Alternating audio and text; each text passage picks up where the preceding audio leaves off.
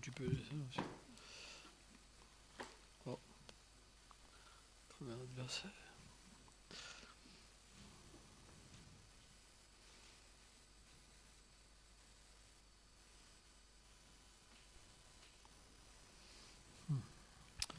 Donc on va lire un verset du Srimad Bhagavatam. Om Namo Bhagavate Vasudevaya.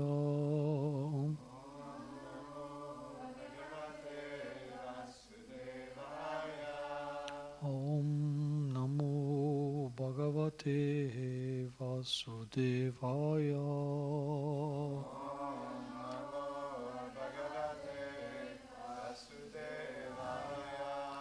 Om Namo Bhagavate Vasudevaya.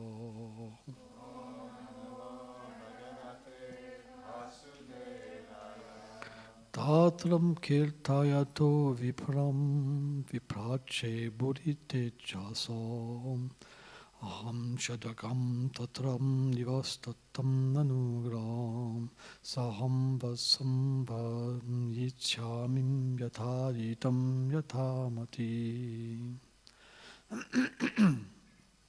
Ô sage, alors que ce glorieux Sukadev était en train de narrer ce Purana, sur les rives du Gange, devant le roi Parikshit, et j'étais présent, et j'ai reçu cette connaissance par sa grâce.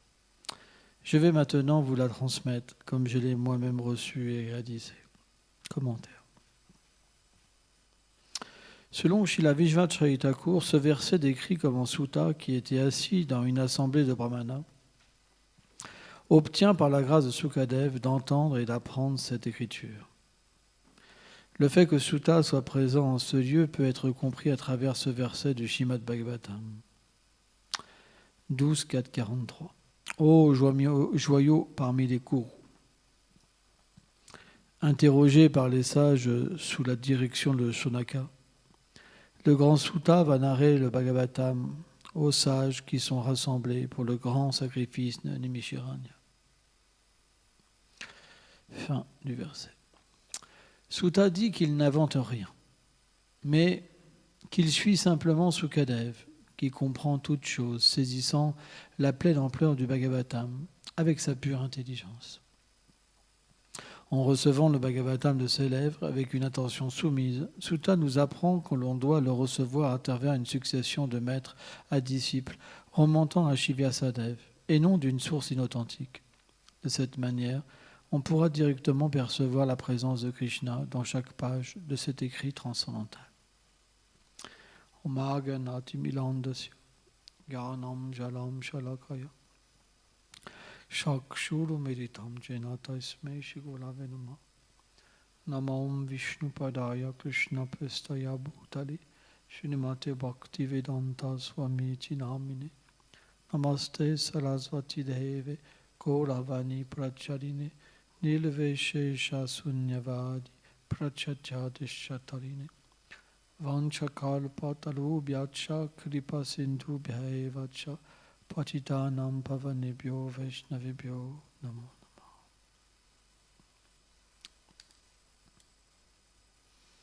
namo. Krishna dans la Bhagavad Gita explique dans ce verset, Tadvidi Prayipatena Prayipasena Sevaya, que l'on doit en fait approcher une âme réalisée. Qu'est-ce que ça veut dire une âme réalisée? Ça veut dire une personne qui a réalisé la vérité absolue, qui a vu Dieu face à face, qui a pu parler avec le Seigneur suprême, qui a pu toucher le Seigneur suprême et réaliser la relation qui l'unit à lui. C'est ce qu'on appelle une âme réalisée. Et pourquoi on doit rencontrer une telle personne? Parce que, à moins qu'on ait pu avoir cette expérience de l'amour de Dieu, tout ce qu'on dit reste sur une plateforme intellect. Ça veut dire qu'on va lire le Srimad Bhagavatam avec une analyse de notre expérience dans ce monde. Alors que l'âme réalisée, lui, lorsqu'il lit le Srimad Bhagavatam, qui n'est pas différent du Seigneur suprême, il établit à travers le Srimad Bhagavatam la même relation qu'il a établie avec le Seigneur suprême dans sa forme transcendantale. C'est pourquoi, quand il parle du Srimad Bhagavatam, qu'est-ce qu'un sadhu fait? C'est simplement, il expérimente de nouveau son expérience. C'est pourquoi, dans la parole du sadhu, Krishna est présent. Et Krishna entre dans le cœur, dans les oreilles et dans le cœur, et s'éveille dans le cœur. Alors on pourrait se dire, mais le Seigneur, dans la Bhagavad Gita, il explique qu'il est dans le cœur de tous les êtres et qu'il contrôle les êtres vivants. C'est vrai. Mais dans cet aspect qu'on appelle l'âme suprême, Paramatma, le Seigneur maintient, observe et réciproque avec les êtres. Ça veut dire que selon notre qualification, alors on a une réalisation du Seigneur. Mais quand le sadhu parle, c'est différent. Parce que le Krishna qui rentre à travers nos oreilles, ce n'est pas ce même Krishna qui est dans son rôle de l'âme suprême. C'est le Krishna, en fait, qui est éternellement situé à Goloka Vrindavan sous la forme d'un pâtre et qui, en fait, établit des relations d'amour avec ses dévots. Il n'est pas celui qui observe et qui donne le fruit de l'acte, qui maintient les planètes et les régisseurs des planètes, Bhukta, Tapasan. Il est celui, en fait, qui est contrôlé par l'amour.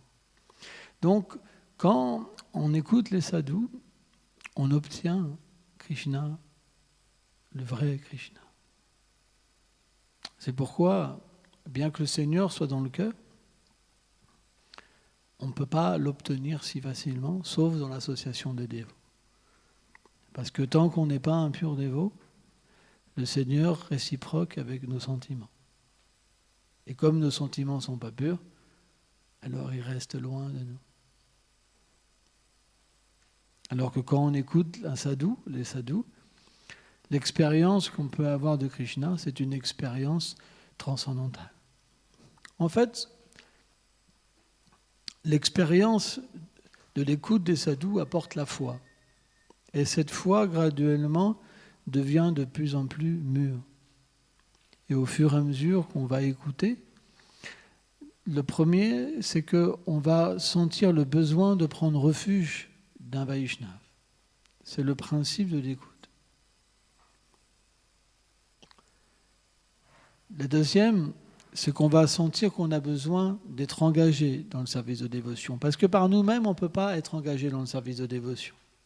Le service de dévotion est nirguna, au-delà de la nature matérielle. Tant qu'on est conditionné par les trois gunas, la passion, l'ignorance, la passion et la vertu, notre action est matérielle. Donc, même si on veut servir le Seigneur suprême, ce n'est pas de la bhakti pure. Ça reste toujours des activités intéressées. Parce que notre désir n'est pas pur. Alors que quand on reçoit une instruction d'un sadhu, on est engagé dans le service du sadhu. Et naturellement, cette expression du service va purifier les trois influences de l'énergie matérielle et nous amener sur un plan transcendantal. C'est pour ça qu'on a besoin naturellement de servir. Parce que si on sert par nous-mêmes, on ne peut pas se libérer de l'influence de la nature matérielle. Et naturellement, le rapport entre l'instruction du pur dévot et le disciple qui est encore immature fait qu'à un moment, quand il purifie les choses qui sont indésirables dans le cœur, qui l'empêchent d'être fixé dans la dévotion, ça veut dire de penser 24 heures à Krishna et d'être simplement vouloir être un pur dévot, ça devient éliminé et on atteint le stade de Nishta. Le stade de Nishta, la fixation, c'est le stade où on n'a plus de désir matériel. Le seul désir qu'on a, c'est de devenir un pur dévot et d'obtenir Krishna. Ça, c'est le premier effet, en fait, de sadhu sangha, l'association avec les dévots. C'est qu'on va vouloir se débarrasser de la mauvaise association. Qu'est-ce que c'est la mauvaise association? C'est des personnes, naturellement, qui sont attachées à l'activité intéressée. Aux hommes, aux femmes, à l'alcool, à la gloire, à l'illusion. Parce que cette association-là, elle sèche la plante de la dévotion. Si on a une mauvaise association, graduellement, notre dévotion va reculer. Jusqu'à un moment, en fait, s'éteindre. C'est pourquoi le principe de l'association avec les sadhus, c'est qu'il nous enlève le désir d'avoir une mauvaise association. On va rechercher une bonne association. Et cette bonne association, qu'elle soit dans le souvenir ou dans la pratique, elle va nous immuniser de toute mauvaise association. Parce que dans ce monde, on est bien obligé d'agir, par exemple. Vous comprenez? On ne va pas simplement rester dans une grotte tout seul. Vous pouvez essayer, c'est pas facile. Sans chauffage, sans robinet. C'est pas si simple que ça. Mais le résultat de la bonne association, ça veut dire qu'on reçoit dans son cœur toujours la bonne association, le souvenir des Vaishnavas, l'association des Vaishnavas. Et quand on va s'associer avec les gens, on va avoir une relation de service. Ça veut dire qu'on ne va pas chercher à prendre quelque chose d'eux. Parce que qu'est-ce que peut donner un matérialiste à part l'illusion? Rien d'autre.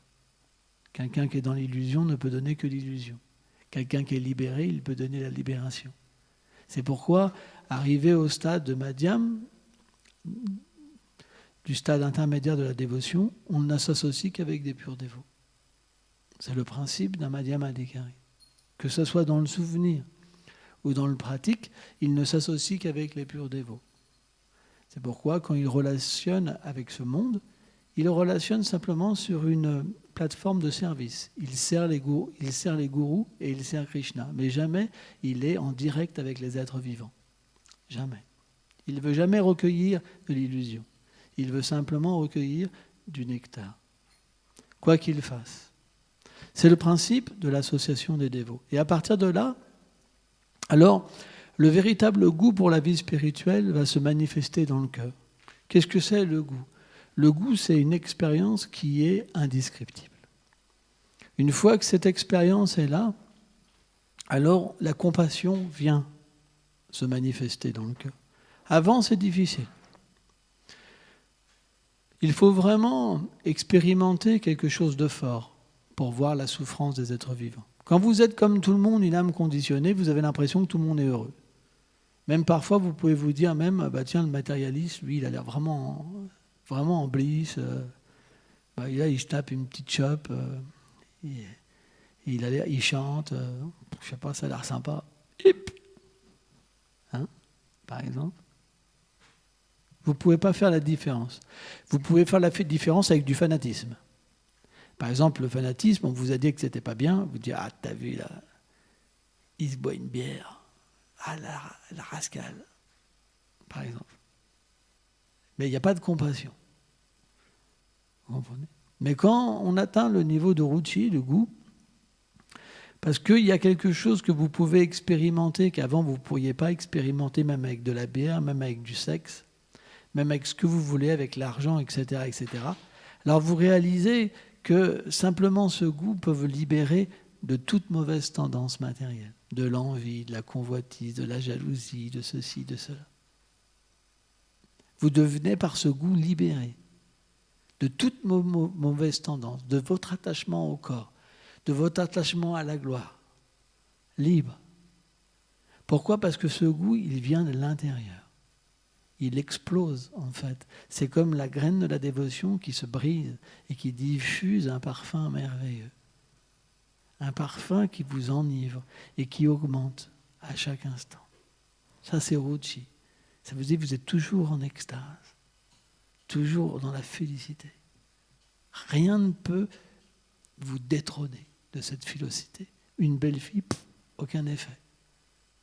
Rien ne peut être supérieur à cette félicité. Ça, c'est ruchi. À ce niveau de Ruchi, vous commencez à avoir de la compassion. Parce que vous réalisez que tous sont malheureux. Ils font tous semblant d'être heureux. C'est juste de l'orgueil. Parce que tout le monde veut être Dieu. Et personne veut admettre sa petitesse. Dans ce monde, un matérialiste, il ne veut jamais être petit. Jamais. Il veut être grand. Ni Dieu ni maître. Au moins l'égal. Être Dieu.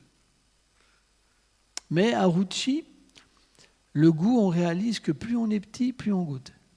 On est vraiment intéressé à être le petit serviteur, le plus petit. On réalise que plus on ira dans l'humilité, plus on va goûter. C'est un monde qui est inversé. Et on comprend le problème du monde. On comprend que c'est l'orgueil. Les gens ne veulent pas s'abandonner à Dieu et c'est pour ça qu'ils souffrent. Ils cherchent des activités pour être heureux, mais ça ne les rend jamais heureux. Parce que ce n'est pas la nature de l'âme. La nature de l'âme, c'est d'être petite. Or, dans la compagnie des matérialistes, on apprend tout le contraire. Qu'il faut être grand, il faut se battre. Allez à l'école, on va vous dire qu'il faut que vous soyez le meilleur. Mais à l'école Vaishnava, on va vous dire qu'il faut être le plus petit. Donc, ce n'est pas une école facile. Parce que c'est une école d'expérience. Ce n'est pas une école d'intellect. On ne peut pas réaliser l'humilité par l'intellect, mais par l'expérience. Ruchi, c'est l'étape où vous rentrez en contact avec quelque chose d'immensément grand et qui vous rend petit. Ruchi, quand ce goût est expérimenté, les gens peuvent vous critiquer. Ça ne vous fait pas grand-chose. Les gens peuvent vous rejeter. Ça ne vous fait pas grand-chose. Mais avant, par contre, ça fait mal. Donc, à moins d'expérimenter le goût, la vie est difficile. Et l'étape d'après, c'est une étape qui est beaucoup, beaucoup plus grande. Parce que c'est une étape où l'être vivant, quand il pratique la vie spirituelle, le bhajan, il a une expérience, en fait, de Radha et Krishna. C'est une première expérience. C'est une expérience quand il chante à Shakti, alors il peut commencer à percevoir sa forme éternelle. Ça veut dire qu'il va chanter, le goût sera tellement grand qu'il va même oublier qu'il chante et sa nature va commencer à se manifester. Il va pouvoir voir avec ses yeux, à travers le chant de sa nom. Ça veut dire que le chant passe dans une expérience d'un second plan et dans le premier plan, en fait, l'expérience réelle commence à apparaître. Et vous pouvez commencer à voir le monde transcendantal, ses chemins, les arbres, les fleurs, les insectes, les personnages, etc. Vous pouvez entendre les sons, sentir les odeurs et avoir une expérience qui est indescriptible. Ça, c'est le minimum. À Shakti. C'est le stade de l'expérience. C'est le premier stade de l'expérience. À ce niveau-là, Vishwanath Chakravarti Thakur, il dit, un dévot, il ne sait plus si c'est le jour et la nuit. Tellement qu'il y a de félicité, il est comme un ivrogne. Il est complètement intoxiqué. Est-ce que ce n'est pas ça qu'on cherche? C'est possible. Si on chante comme il faut. C'est pas compliqué. Il suffit de vouloir ce stade-là. C'est pour ça que les acharyas en ont parlé. Pourquoi ils ont parlé de la révélation? C'est pour qu'on ait envie d'être dans cette révélation. Tout est une question de désir. Alors bien sûr, le désir matériel, le désir spirituel est un petit peu différent. Par exemple, le désir matériel, on a un désir pour nous-mêmes. On va par exemple entendre parler du Pérou ou du Brésil, par exemple, de la Guyane, je ne sais pas quel pays. Et puis on va se dire, on a entendu, les gars, ils ont dit, oh, c'est génial, je me suis éclaté et tout. Ah ouais, super. Ouais. Et on va se dire, ouais, moi aussi j'ai envie d'aller là-bas. Bon, j'ai pas trop d'argent, mais je vais faire une petite économie, tout ça. Je vais me faire un bon plan, un mois, je vais m'éclater. Ok. Ça, c'est une forme de désir. Elle est centrée sur moi-même. Mais naturellement, au début, notre désir, il va être de cette nature-là. On ne peut pas faire autrement parce que ça marche comme ça matériellement. Donc on va écouter quelqu'un nous parler de Shakti, on va se dire, ouais, c'est génial, je vais aller là-bas, je vais m'éclater. Je vais faire une petite économie. Mais ça ne marche pas comme ça. On va se rendre compte qu'on n'aura pas... On va pouvoir quand même avoir une petite goutte de miséricorde par Krishna, parce que Krishna va se servir de ça pour nous attraper. C'est la nature de Krishna, d'être miséricordieux. Donc il se dit, bon, son désir n'est pas pur, mais je vais quand même lui faire voir un tout petit quelque chose. Ploup. Et là, on se dit, waouh, c'était génial comme expérience. Mais on n'arrive pas à le regoûter. Pourquoi ? Parce qu'on veut le test pour nous. C'est comme de la gratification des sens. Mais le monde de Krishna n'est pas comme ça. Le monde de Krishna, c'est un monde où la vie est inversée. Ça veut dire qu'on se donne. On se donne pourquoi ? Parce qu'on n'a besoin de rien. C'est un monde qui est inversé. Le monde matériel, on a besoin de tout. On a besoin de boire, on a besoin de manger, on a besoin de câlins, on a besoin de ceci. On est toujours en manque. Et c'est pour ça qu'on souffre, parce qu'il y a un manque constant. Si vous regardez en vous, vous avez un manque constant. Tout le temps. Il va toujours manquer quelque chose. Même quand on est dans la plénitude matérielle, que les trois activités de souffrance qui sont les souffrances mentales, les souffrances causées par les autres, les souffrances causées par la nature, même quand elles sont absentes, il n'y a pas une parfaite félicité. Il manque quelque chose. Parce qu'on sait que c'est temporaire, qu'il va falloir retourner à quelque chose qui est différent. C'est question de temps. Le travail, ou si ce n'est pas le travail, il faut une compagne, ou des enfants, ou ceci, ou cela. Il y aura toujours quelque chose qui va manquer. Mais le monde matériel, c'est différent. C'est une expérience qui est complètement différente. Parce qu'on rentre dans un monde où il n'y a pas de manque, parce que tout est limité, et tout est fait pour qu'on puisse être aidé à goûter. Donc, dès que vous rentrez en contact dans ce monde, vous n'avez qu'un réflexe, c'est vous donner et être esclave. Parce que l'amour est tellement fort et tellement bon qu'on veut être l'esclave. Personne ne veut être comme ça dans mon matériel. Mais l'expérience est tellement bonne que vous voulez être l'esclave. Vous voulez ne plus exister pour vous. Par exemple, on parle de la libération. Les impersonnalistes, ils veulent cesser d'exister. Mais cette cessation de la vie, elle est une mauvaise compréhension. Parce que dans le monde transcendantal, on veut cesser d'exister pour les autres. Parce qu'ils sont tellement supérieurs à nous. Et ils nous apportent tellement de satisfaction. C'est pourquoi que l'expérience à Shakti, elle est à ce niveau-là. On commence à comprendre la nature transcendantale. Et là, la compassion, elle est encore plus grande. On ne peut même pas imaginer ce qu'une personne peut ressentir à Shakti comme compassion pour les êtres vivants. C'est pour ça que les Vaishnavas écrivent des livres. C'est pour ça que les Vaishnavas font des missions. C'est simplement une expression de leur compassion. Parce qu'ils ont eu l'expérience de l'amour et qu'ils voient les êtres souffrir, alors ils font des plans. Alors bien sûr, ce n'est pas fait indépendamment. C'est Krishna et Radharani, à travers les dévots, qui dictent ce qu'ils doivent faire. Mais pourquoi ils sont aidés par Radha et Krishna ? C'est parce que la compassion se manifeste et le désir de combler l'essence du Seigneur, son mental, son intelligence, dans son désir d'aider les êtres vivants. Et à ce moment-là, il y a un pouvoir qui est donné et naturellement une aide aux êtres de ce monde. Or, aider les gens dans ce monde, c'est très difficile. C'est extrêmement difficile, parce que personne ne veut être sauvé. Tout le monde pense qu'il est bien. Ici, chaque personne dans la salle pense qu'il est parfait, il est bien. Personne ne veut être sauvé, parce que c'est la nature de Maya.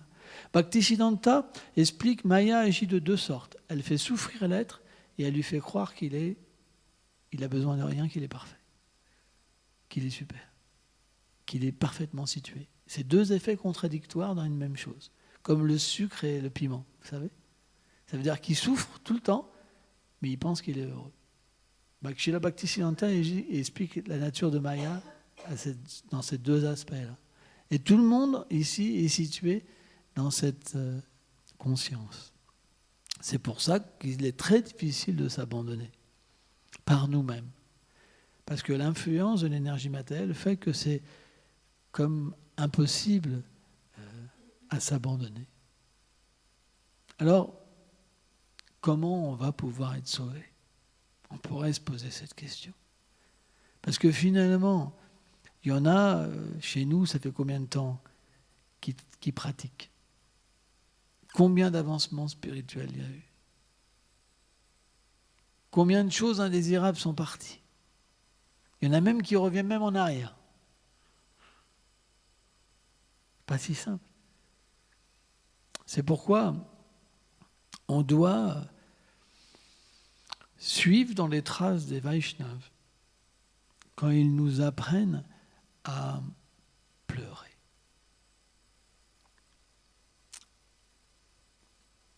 En fait, Chaitanya Mahaprabhu, quand il est venu dans ce monde, il a ouvert une école des pleurs. Chaitanya Mahaprabhu toujours pleurait. C'est expliqué quand Chaitanya Mahaprabhu, le Seigneur suprême, pleurait, c'est comme 7 seringues qui sortaient de ses yeux. Ça mouillait tous les gens autour, comme ça. Tellement il pleurait, il y avait des rigoles d'eau, en fait, qui sortaient du temple. Alors ça, c'est le Seigneur. Mais le Seigneur est venu pour nous apprendre à pleurer. C'est pour ça qu'on doit avoir une méditation spéciale sur Chaitanya Mahaprabhu. Parce que Krishna et Sridhar Maharaj expliquent qu'il est la justice. Quand il dit « Etamam prapadante », tu as 1 gramme d'amour, alors je me donne pour 1 gramme d'amour. Tu as 2 grammes, je me donne pour 2 grammes. Tu as 10 grammes, je me donne pour 10 grammes, etc. C'est pas facile.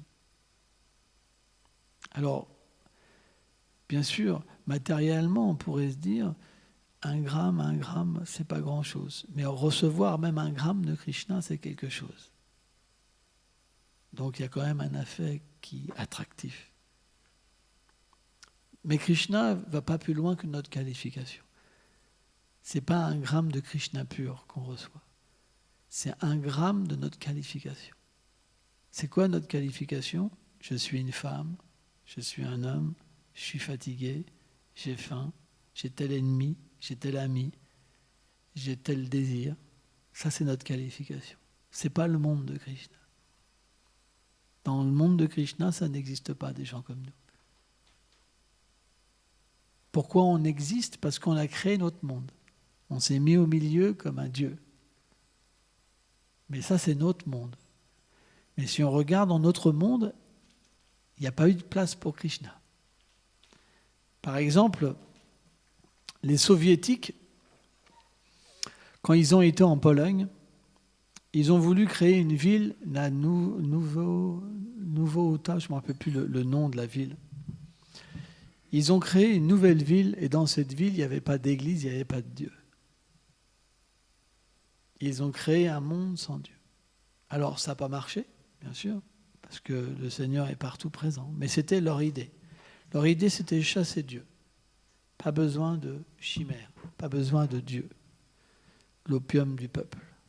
Ça veut dire que quand il y a un problème, on met notre intelligence vers Dieu et on devient comme des moutons. C'est leur concept. Donc, pas de Dieu. Et bien de la même manière, si on regarde notre existence, on a fait un monde sans Dieu. Regardons notre appartement. Est-ce que la plus grande pièce, elle est réservée pour Krishna ou pour nous ?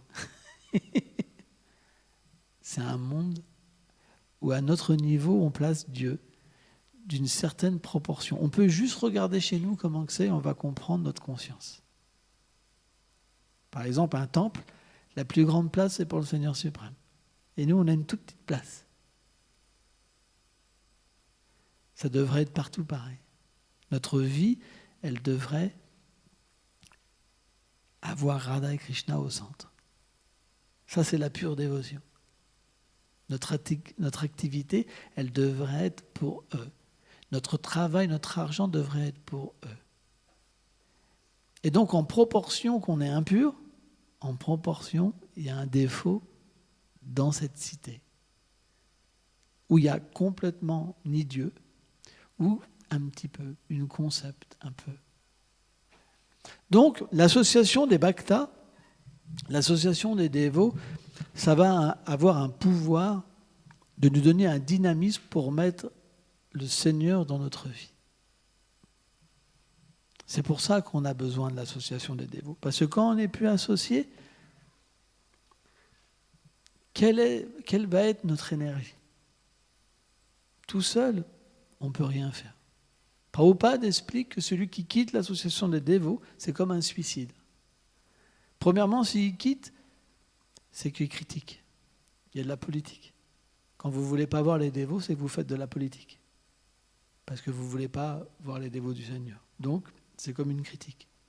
Quand vous ne voulez pas voir quelqu'un, les acharyas expliquent que c'est comme une offense. Pas vouloir voir un Vaishnav, c'est une offense. Vaishnav. C'est le principe, les Écritures expliquent ça.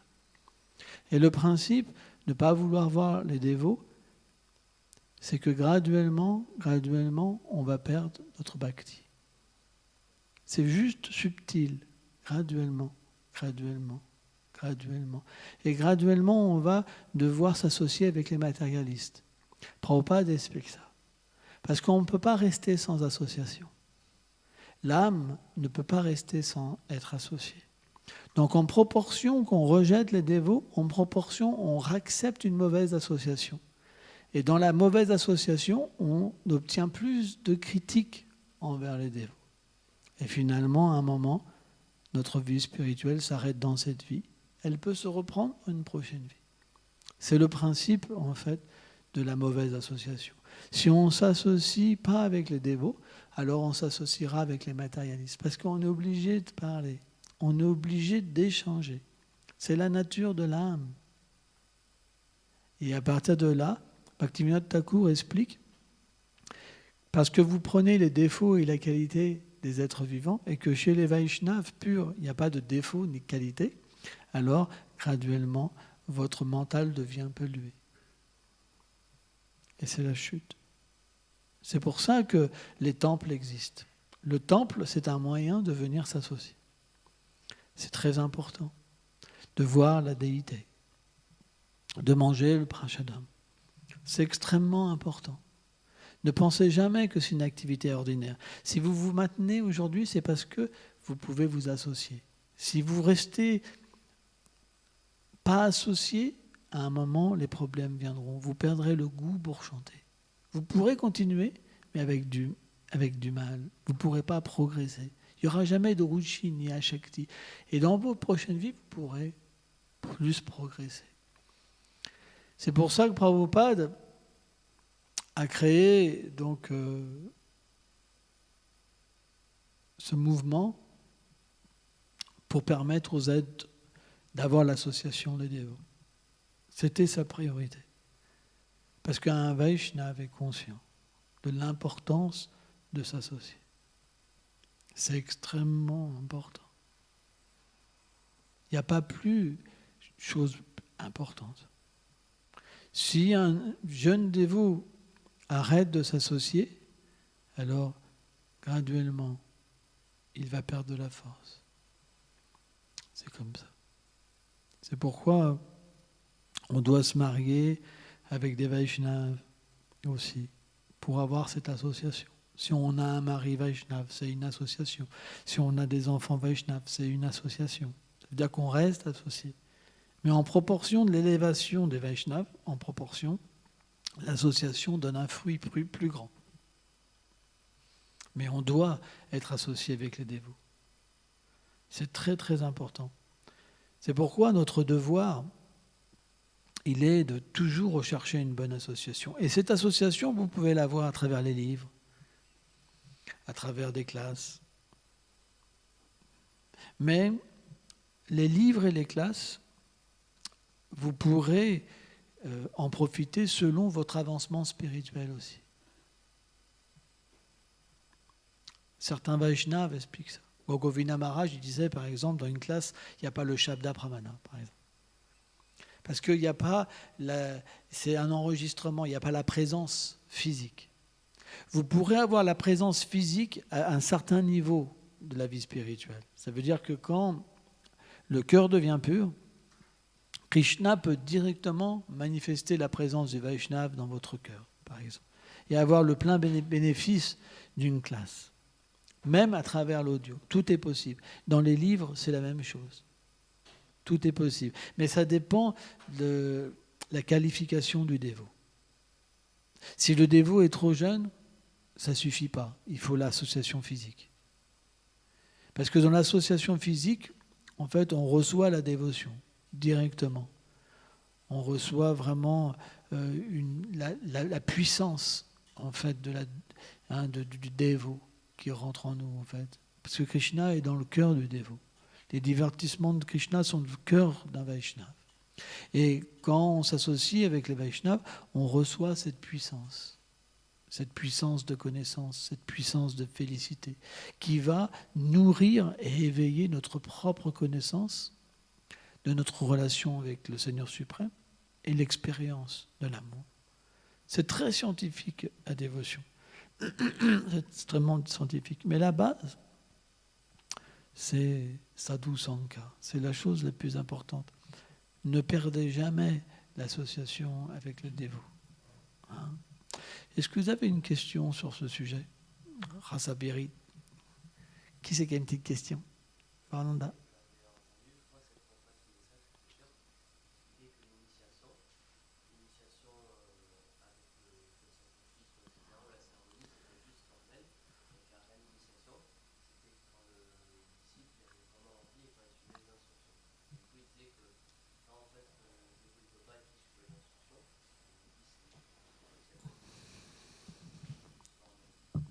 Bon, c'est une façon de voir les choses.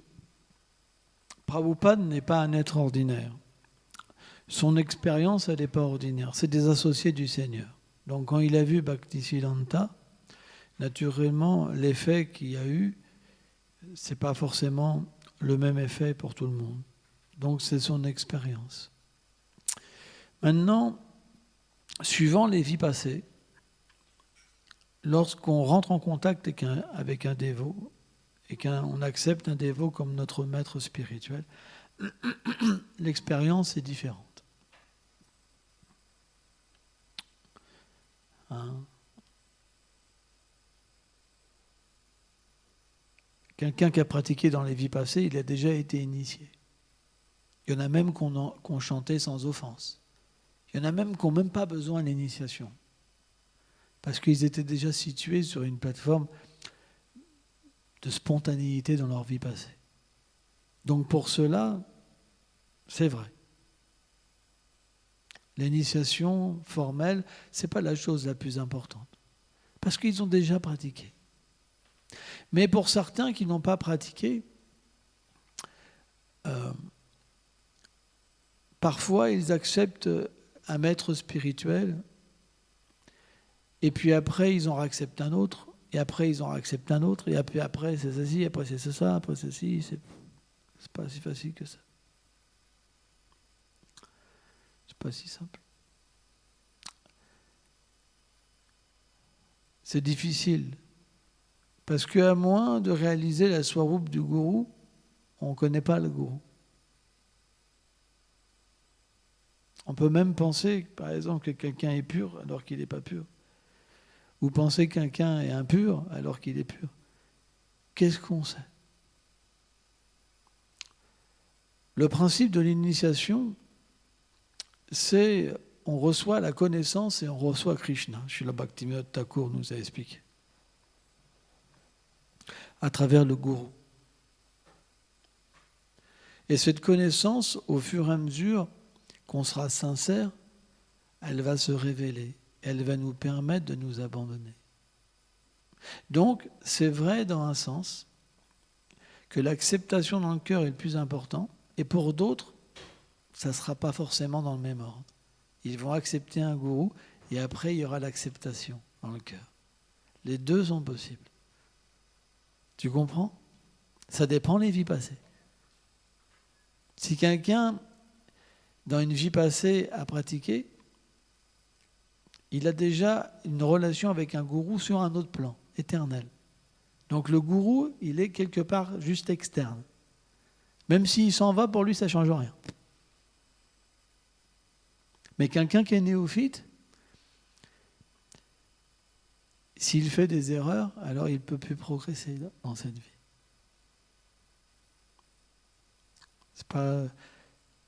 C'est du cas par cas, en fait. C'est vrai. Et à la fois, pour d'autres personnes, ça se passe différemment. Tu as une question? Qui c'est qui a une question? Kandavika?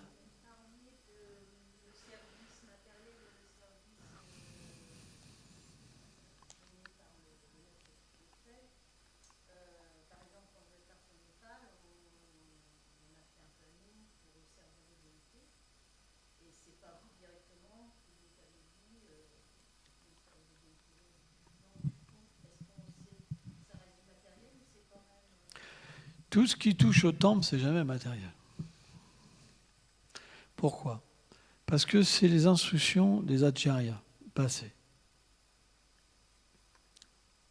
Prabhupada, il est venu en Occident, il a installé des déités, et il a donné l'ordre de maintenir les temples. Quoi que vous fassiez pour ça, c'est relié à Prabhupada. C'est absolu. C'est jamais matériel. Même si par vous-même, vous vous dites on va habiller là, on va habiller ça, mais c'est l'instruction générale, elle est comprise dedans. C'est pas qu'on est des robots. Il y a aussi un moyen par nous-mêmes de satisfaire nos gourous.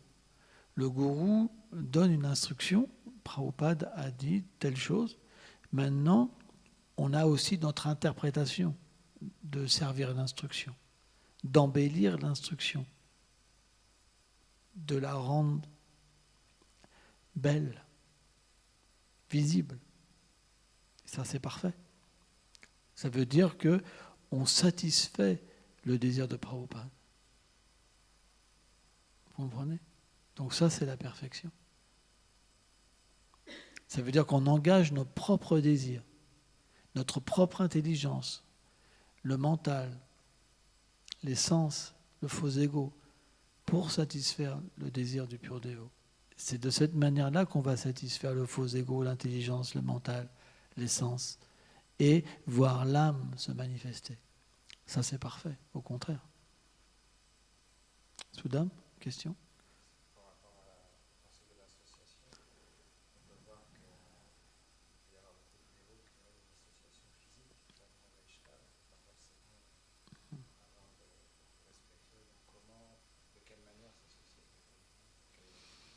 Alors la question est intéressante parce que Soudam a vu beaucoup de dévots, ou même moi, ou vous tous, avoir beaucoup d'associations mais pas progresser. Qu'est-ce que ça veut dire l'association?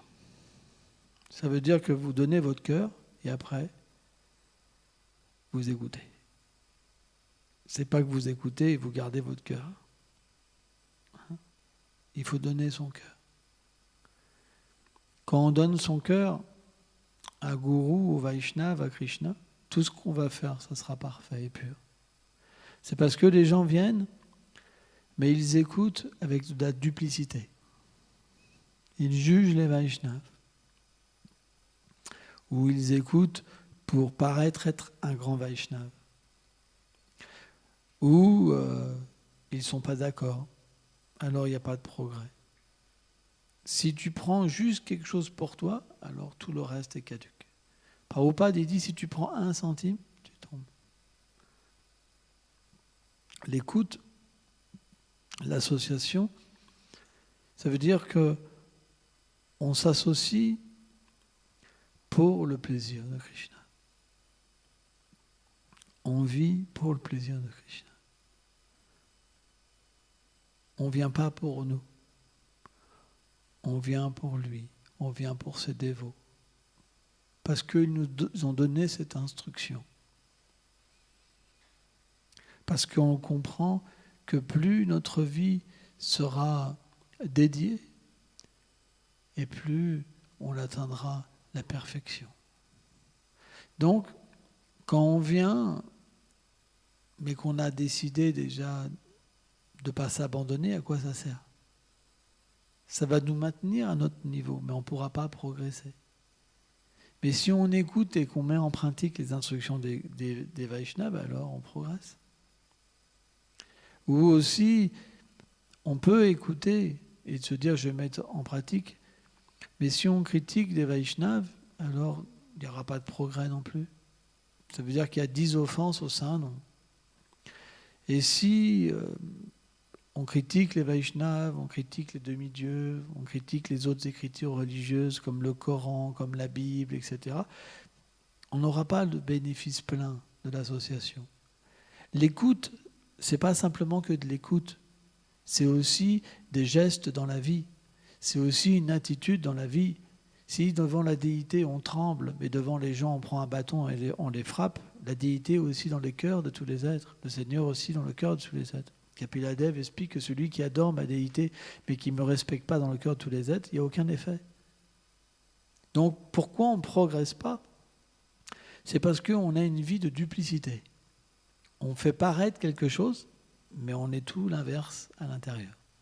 Il faut que ce qui est à l'extérieur et à l'intérieur soit la même chose. Notre parole et notre action, ce soit la même. Pour qu'il y ait un résultat. Tant que ça sera différent, il n'y aura pas l'effet de l'association. C'est pourquoi s'associer, c'est difficile. L'association, ça veut dire aussi une attitude de tous les jours. Pas simplement venir à l'église le dimanche et puis pécher toute la semaine pour après se faire pardonner. Ça, on ne fera aucun avancement spirituel. Ce qu'on entend, la bonne parole, on doit la mettre en application durant toute la semaine. Et là, on verra qu'on va naturellement progresser et être heureux. Donc on viendra après le dimanche prochain, on voudra en savoir plus et mettre plus en application. C'est de cette manière-là qu'on progresse. Mais si on entend et qu'on fait n'importe quoi après, c'est pour ça que beaucoup ne progressent pas.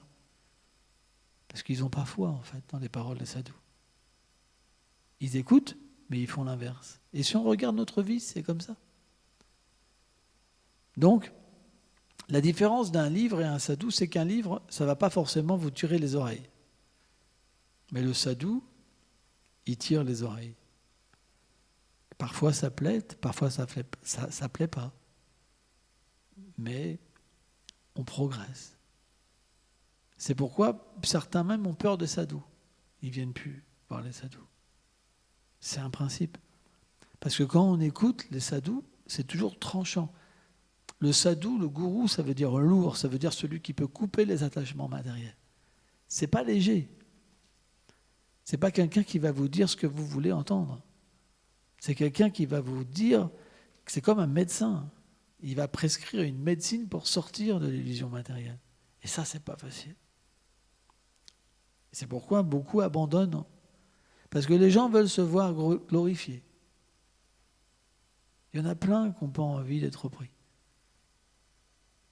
J'ai eu l'expérience il n'y a pas si longtemps, ça. Quelqu'un qui se plaignait. Ceux qui n'ont pas envie d'être repris, ils développent même de la haine contre les sadhus. C'est comme ça. Mais le sadhu, il ne parle jamais avec de la haine, le vrai sadhu. Ni par duplicité pour avoir une position, pour déguiser sa malhonnêteté, etc. Jamais un sadhu est comme ça. Un vrai sadhu, c'est quelqu'un qui est simple. Srila Bhaktisiddhanta disait que le Vaishnavi, c'est la simplicité. Simplicité, ça veut dire si j'ai fait une erreur, je la reconnais. Pourquoi la cacher? Pourquoi faire tout un déguisement, un plan pour être un pur dévot?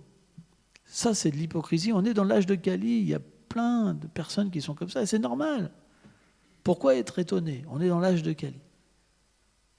Et ces personnes-là, ils vont vous dire que c'est l'âge de Kali même. Ils sont balèzes. C'est normal. Donc si on veut progresser, il faut la simplicité. Simplicité, ça veut dire qu'on vient écouter en comprenant que j'ai un problème. Et alors, c'est normal qu'on a un problème, on est dans le monde matériel.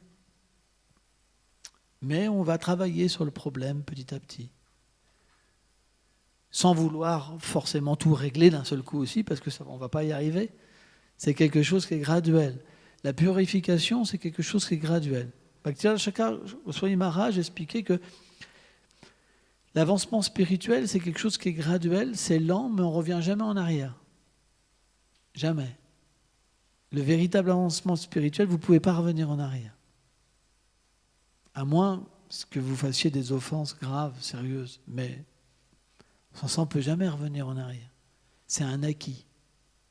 C'est comme un escalier quand vous montez les marches. Vous mettez un pied, et une fois que vous êtes bien, vous montez l'autre, puis après c'est un acquis. Vous avez les deux pieds. Vous êtes fort. C'est ça la vie spirituelle. Ben, de la même manière, l'association avec les sadhus, l'écoute, au début c'est dur, c'est difficile. Parce qu'on n'entend jamais ce qu'on veut véritablement. À part les charlatans. Les charlatans, ils vont vous dire gagne de l'argent, occupe-toi, fais des enfants, fais ceci, fais là. Oh, ils ne vous disent jamais que vous n'êtes pas le corps et que vous avez besoin de vous purifier. Tout est parfait. Juste tu me donnes un petit billet et tu as mes bénédictions.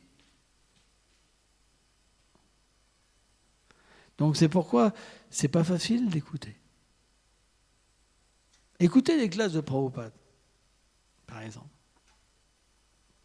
Vous allez entendre parler de vaches, de chameaux, de mules. C'est pas évident. Hein.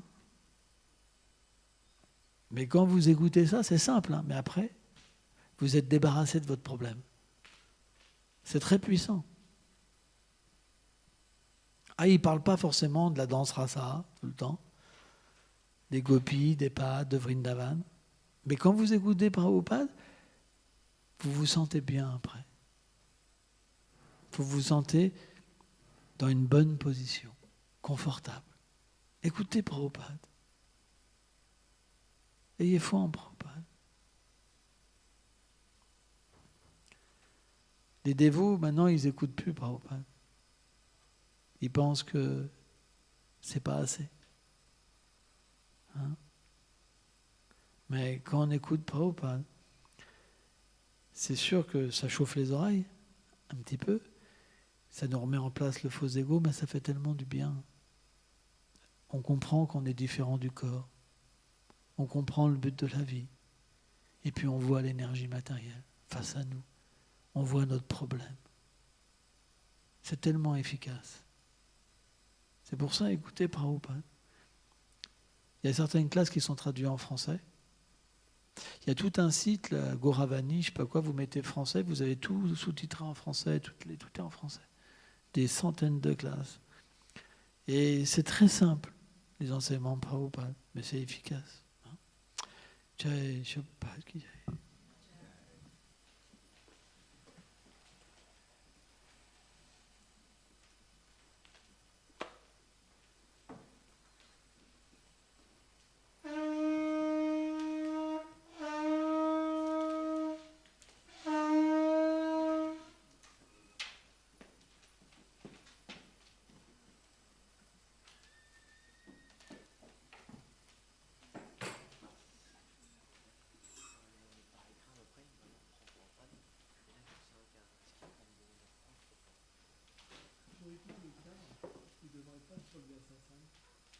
Comme si la déité séparée, et avec le cas, c'était comme si tu étais plus ici dans le temps. Sur le fond, on ne devrait pas faire ça avec la parole. On devrait laisser un peu le temps. Si c'est un jour ou deux, ça va, la déité est pas là, mais là, ça prend du temps. Il faut vraiment le laisser.